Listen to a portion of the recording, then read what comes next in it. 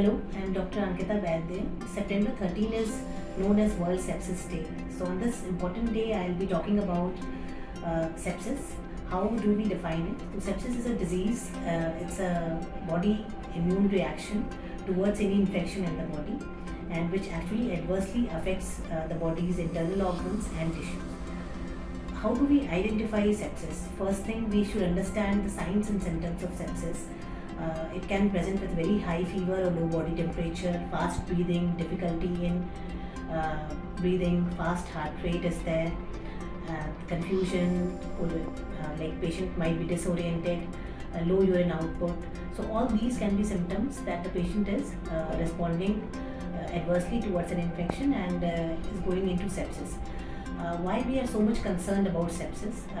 As per the global data, which is reported by a good scientific publication, has shown that around 11 million deaths is accountable just for sepsis worldwide, which is actually a huge number. And if I talk about India, around 11 million people are reported to have sepsis every year, which is accountable again for around 3 million deaths in our country. So this is again a huge number and has to be addressed. So the importance of sepsis is we need to understand the early initiation of treatment in cases of sepsis, especially within 1 hour of its identification that the patient is going into sepsis, with appropriate antimicrobial use.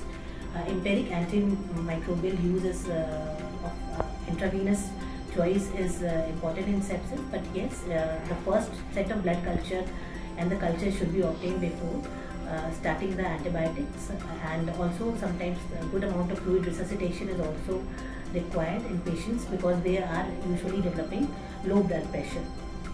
So this is important to identify sepsis, as I mentioned about signs and symptoms of sepsis, so that both in community level and healthcare settings, the doctors and the people identify that their patient might be going into sepsis, and early and prompt antibiotic use, rightly and timely administration of IV fluids, taking cultures well on time before starting antibiotics can actually help the patient getting a better treatment, and a better outcome can be expected.